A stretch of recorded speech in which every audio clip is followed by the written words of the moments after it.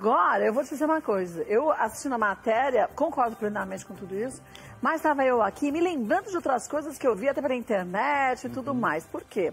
Ventilou-se, e eu não sei se isso é verdade, aí o Alex pode me dizer, a Cíntia, que o Jairinho, ele sabia bater no Henry. Sabia bater, porque eu estou dizendo isso, gente, para não ser descoberto. Deixar marcas, né? Não deixar marcas. Então ele batia na cabeça, ele batia de uma forma que não deixava marcas. Porque se você aperta, fica roxo e fica com a marca da mão. Então alguém apertou.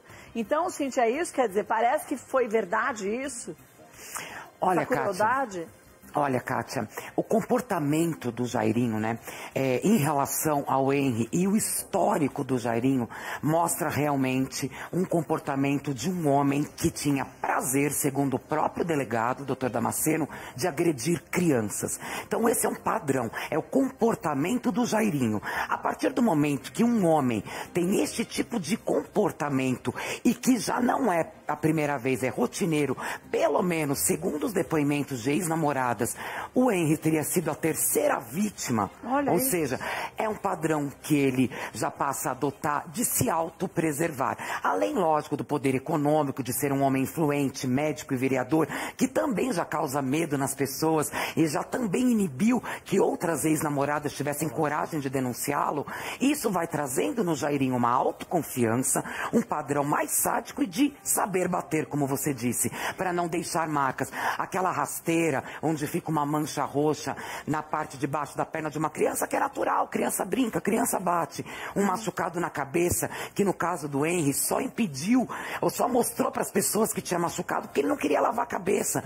Doía. E no dia que ele encontrou o pai, Kátia, o Leniel, ele tinha um arranhão muito forte no nariz.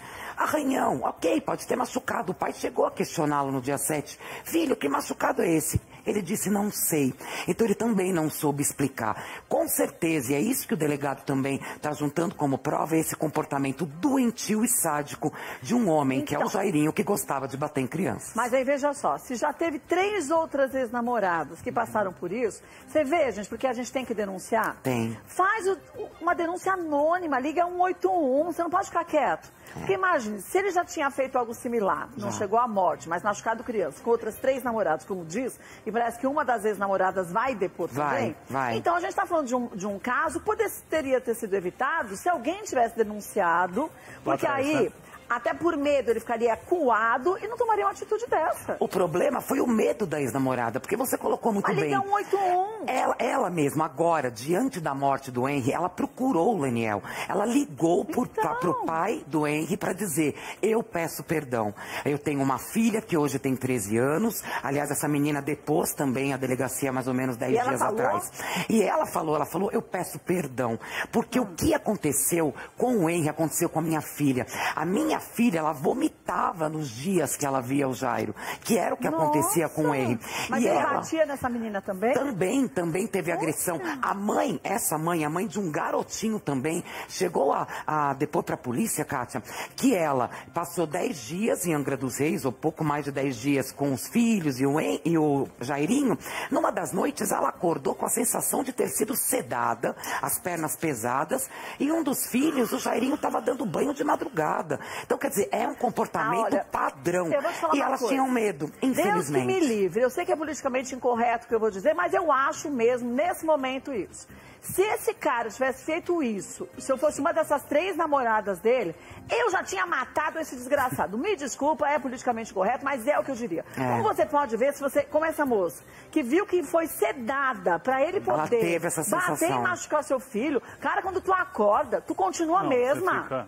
E você, eu vou fugir. Que fugir só, gente? Vai na delegacia, se você tá junto e vem pra cima de você, dá nele. Você não pode ficar quieto. Foi o medo, Porque imagina essas 3 crianças, isso que eles vão levar pro resto da vida. Mas você tá pensando aqui, Cíntia, mas tudo bem, e é super justificado o que você falou. Deus que me livre. Mas entender também o medo que essas pessoas tinham dele, o envolvimento que essas mulheres às vezes tinham de paixão, de amor. Isso, não Alex. deve, eu olha o que concordo com acontece. você. Mas para elas, essa é a justificativa, delas. Muito difícil, Sim, eu entendo, é difícil. tem que denunciar, mas se você tá junto na hora, alguma coisa tem que fazer.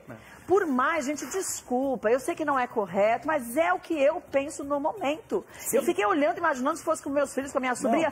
Deus me livre, ser desgraçado, já tava no inferno, pra onde ele vai, o dia que ele fizer a passagem lá pra baixo. Estranho, né, Cátia? A gente vê uma criança passando por isso na hora.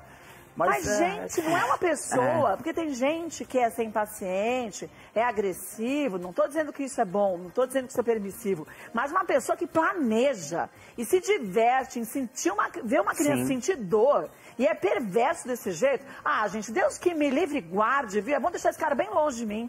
Deus me livre. Ricardo Ventura, você tem essa... hoje eu fico amarga com isso, eu sei, e amanhã é meu fígado que sente.